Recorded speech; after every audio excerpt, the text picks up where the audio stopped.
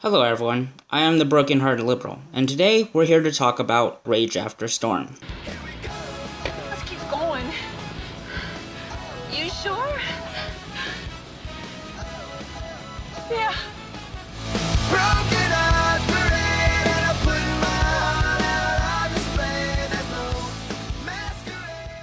A few weeks ago, Rage made a video called Race is Real. And how did she start off with the topic of race? By poisoning her own well. That's right, her Nazi uniform needs washing. Seriously, if you're gonna open a dialogue on race, don't do that. Just don't. First, Rage goes through some pretty standard anti-regressive talking points. Certainly nothing that would stir controversy in the community. For example, when Rage says stuff like this, "We do forget that it was whites who largely ended slavery." Another fun fact, Arab slave traders had actually enslaved more people than the European slave traders did. Blacks had rounded up one another and sold each other to the Arab slave traders too. Not to mention, us Europeans were also enslaved by the Arabs. She's more or less correct. So if this didn't stir up controversy, what did? About 13% of Americans are black, according to the estimates from the US Census Bureau. And yes, according to the Bureau of Justice Statistics, black offenders committed 52% of homicides. No, again, these stats are more or less true. Which then gives me another question to whether or not the term racism actually properly exists. Racism is a made-up word? Well, heck, every word is a made-up word. Huh? Right. Sounds like you debunked yourself in that one. We use words to explain new things that we describe to often make our lives a heck of a lot easier. And then we use those words to accuse people of things to help our own selfish narrative of getting our point across. Racist, sexist. The same goes with transphobia, Islamophobia, and many other words that are used for fear-mongering. I don't like sand. It's coarse and rough and irritating, and it gets everywhere. Rage just explained how words work. Whoop-de-doo. Yes, words can have power. Can being the operative word here. I think everyone already knows this. Like, does this really need to be explained? And notice how these words were mostly created by minorities or people who felt oppressed. Wait, huh? Alright, I'm gonna have to stop you right there. See this hot, sexy, ebony man right here? That is Richard Henry Pratt. And in 1902, he was the earliest recorded person to use the word racism. 1902. Jim Crow ended in 1960, so people were literally being oppressed, and systematically at that. Sexism, Pauline M. Leet, 1868. The source is a little sketchy, so don't quote me on that. Now, were women oppressed? Well, around this time, marital rape was not explicitly considered rape. So yes, I think it's safe to say at this point they were systematically oppressed. Homophobia, the 1990s. Gay marriage was only legal nationwide in the US barely 2 years ago. Again, systematic. Transphobia, again in the 1990s. I was unable to find any specific systematic oppression, so I'll give her that one. Have there been many individual acts? Yes, of course. Ableism. I was actually surprised to find the so-called ugly laws that banned unsightly people from the public eye. This started in San Francisco in 1867, banning Civil War vets from the streets. Those were only repealed in the 1970s. However, the earliest use of the word disableism was in 1996 on Google. So we'll concede that point there. Islamophobia became commonplace in the 1970s to the 1990s. Again, I was unable to find specific systematic oppression, so we'll give her that one as well. So Rage's accuracy here is about 50%. If we're being generous, that's a fucking F. But Rage didn't do this research, did she? No, she did not. And as I edited this, I sound like a fucking SJW. What the fuck have you done to me? See, this is where I think Rage is falling back on her old social justice warrior habits. You got the historical revisionism. SJWs do this when they say stuff like only white men got to vote when the country was founded. They're wrong. Landowners were able to vote. This means not even all white men could vote at the beginning of this country. Rage even has a little bit of that SJW white savior complex thrown in. Despite the aggression probably increasing due to slavery, the white man still did a lot of good things for Africa. SJWs being mostly white, middle-class activists, uplifting the poor and helpless minorities, and fighting the evil white man. And as I was doing this video, I realized she even did the SJW thing of making stupidly provocative statements and then throwing a fit and blocking people when criticism comes.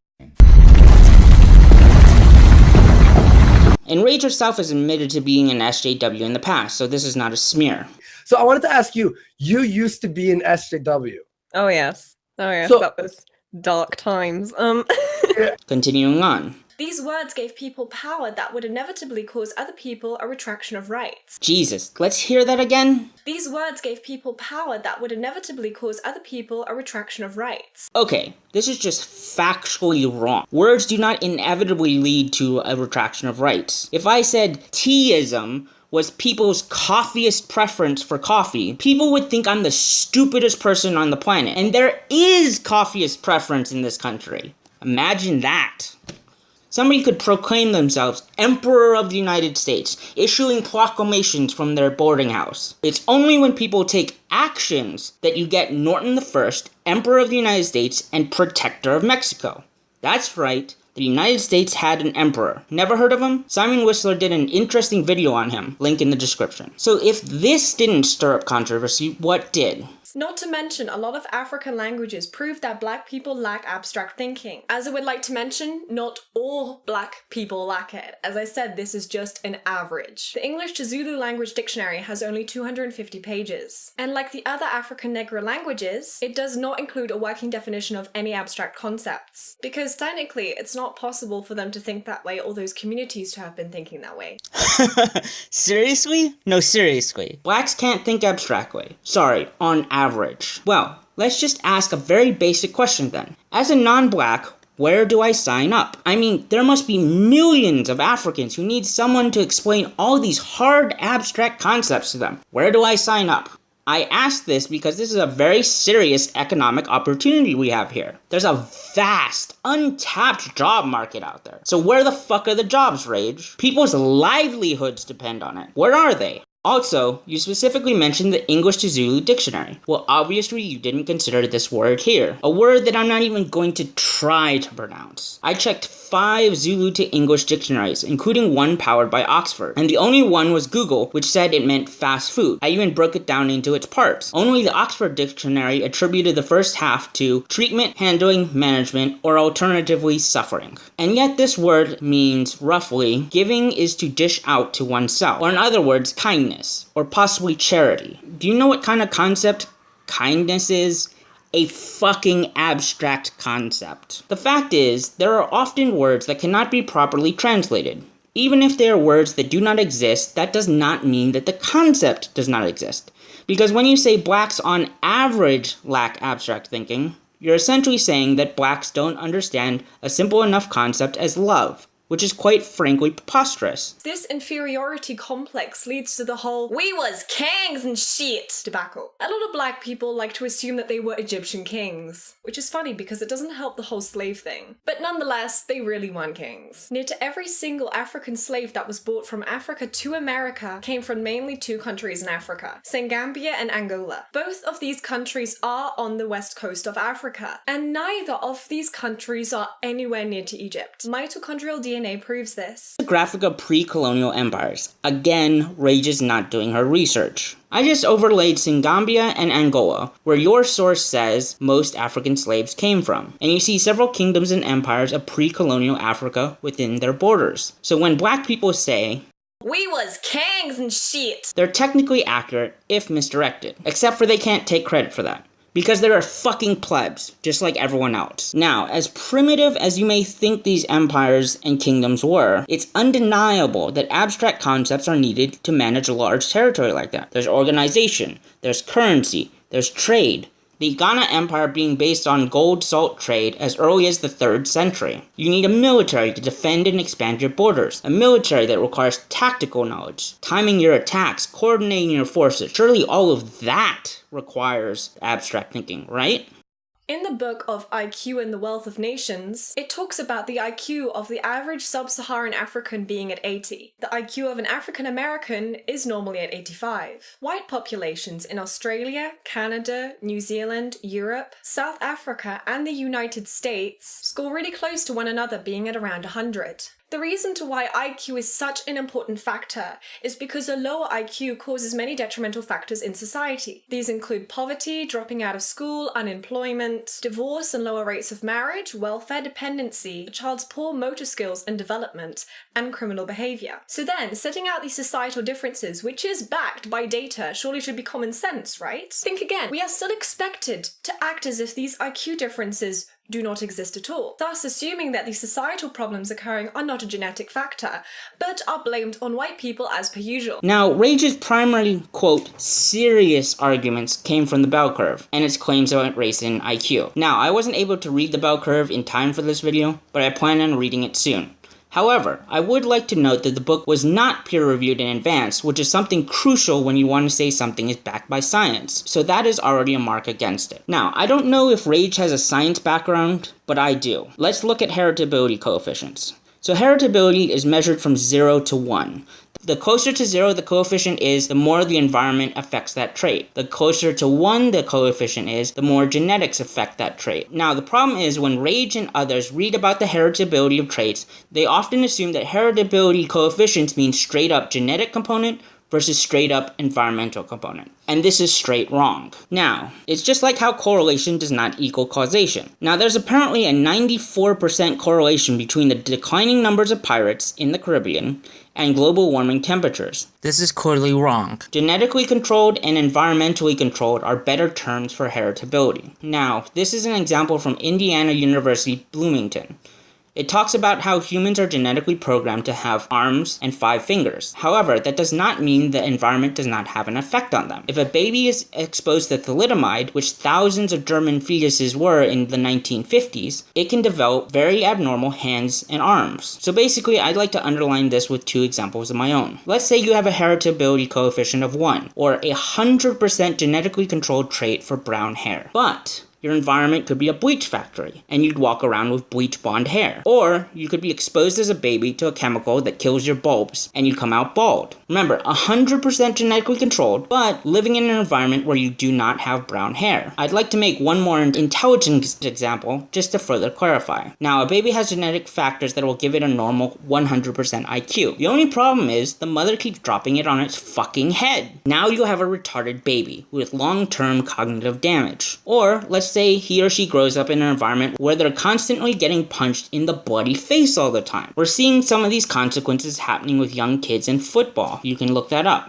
Now, what does the science say? Well, you could always take the TLDR version that Kraut and T posted. Subsequent investigations have confirmed that IQ is indeed heritable, although at a level substantially below 80%.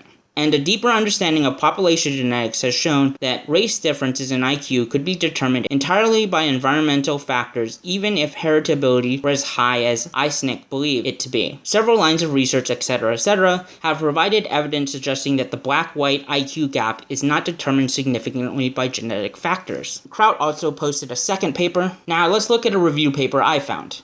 Genetics of Intelligence by Ian J. Deary et al. What does it say about heritability? When all studies are collapsed, genetic influences on intelligence differences account for around 50% of variance. Statements very similar to this may be found in many reviews. Now, let's delve into the paper. So, first, there's the Nichols review, where he reviewed 30 studies of general intelligence and found evidence suggesting a broad heritability of about 0.44. Now, ideologues may focus in on stuff like Nichols reckoned the broad heritability of general intelligence to be about 0.7, and they'll also focus in on stuff like 79% of identical twins had correlations greater than 0.8. But then they'll glaze over stuff like the greater correlations between the same pairings reared together suggest an influence that the rearing environment on intelligence similarity suggests an influence of the rearing environment, the environment, on intelligence similarity. They'll also focus on stuff like this. Correlations between phenotypic G, the general intelligence loadings, and genetic G, genetic intelligence loadings, were 0.88 and 0.76. The 88 figure being significant for some of them. And they'll focus in on numbers like 0.82 and 0.84 and 0.68. However, then they'll glaze over stuff like the heritability of the individual test ranges from 27% to 76% with a mean of 56%, i.e. the heritability is 56%. The contribution of unique environment to subtests ranges from 24 to 73%, with a mean of 44%. So they'll ignore that and then focus in on stuff like phenotypic G is strongly related to genetic G, i.e. general intelligence. Or they'll look at a table like this and they'll say, oh hey look, identical twins had a 0.86 correlation, not realizing that these three pairings, the identical twins, the siblings, and the single parent offsprings, these three pairings actually disproves their points. If you see the pairings, it's raised together and apart. So the lower correlations in the pairs of being raised apart and the higher correlations of being raised together shows that there is an environmental influence. As you can see, the identical twins, the siblings, and the single parents, they all have higher correlations when they're raised together and lower correlations when they're raised apart. Again, ideologues will focus in on the estimated additive genetic effect on general intelligence was 0.78. And then they'll ignore shared family environment has appreciable effect on IQ when children are small, but this becomes minor when they're late adolescents. So basically, the environment has appreciable effect on IQ when the children are small. Now this one I think is damning. Heritability of intelligence might not be the same for all levels of social background. When children are rescued from poverty, their IQ tends to become higher than other family members. One useful summary is an analysis in which families are dichotomized into high and low socioeconomic status. For high SES families, heritability, H2, was 0.71, and C2, which is environmental, was 0.15. For low SES families, heritability was 0.1, and environment was 0.58. That, I think, is damning.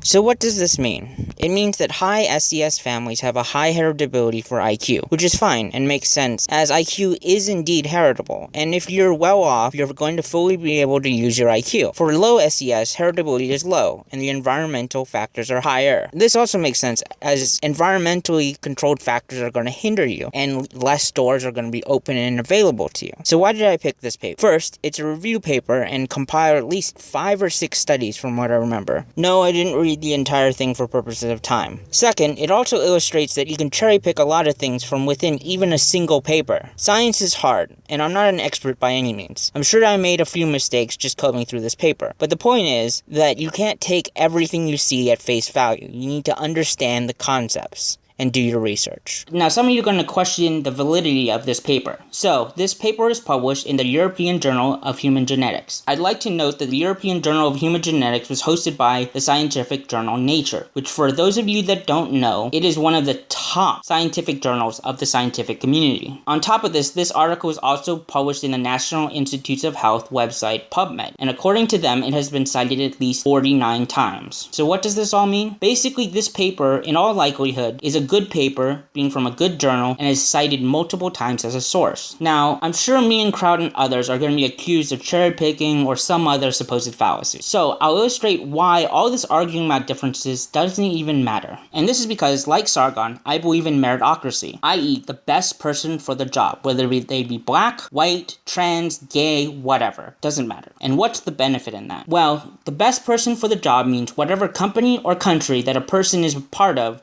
will do better than those who discriminate based on non-merit-based characteristics. And if you think your ethnicity needs special treatment, then you yourself are basically saying your ethnicity is inferior and needs a crutch to help it up. Now that that's over, I can finally address the Ethnostate part of this video. Because a little more than a week ago, I watched a video by Nightmare Fuel on Tara McCarthy. And it was at this point that I got triggered, and it motivated me to make this video. And that's because Rage apparently is a big fan of Tara. So, who's your favorite YouTuber?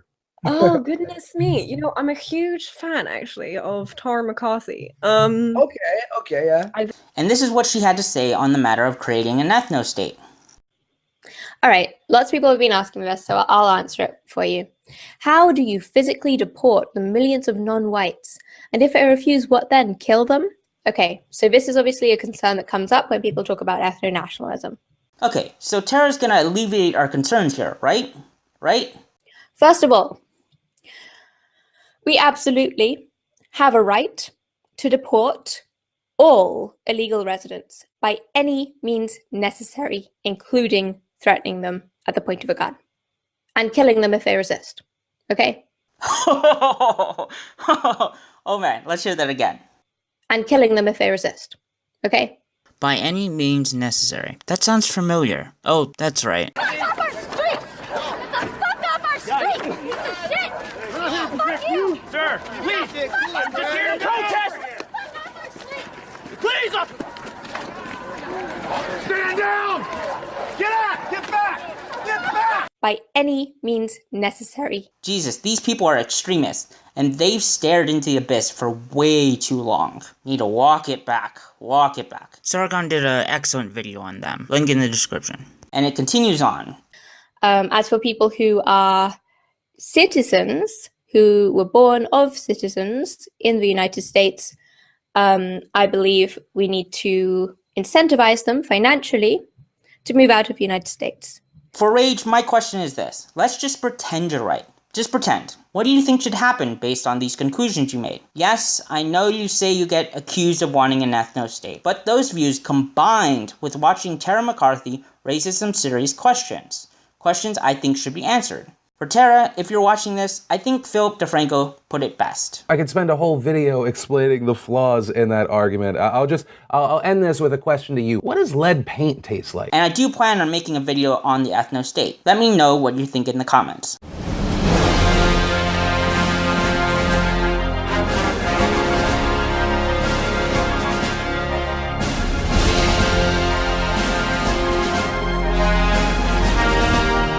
As I was editing this video, I watched a post-video interview Rage did. I'll just play this absolute train wreck in its entirety.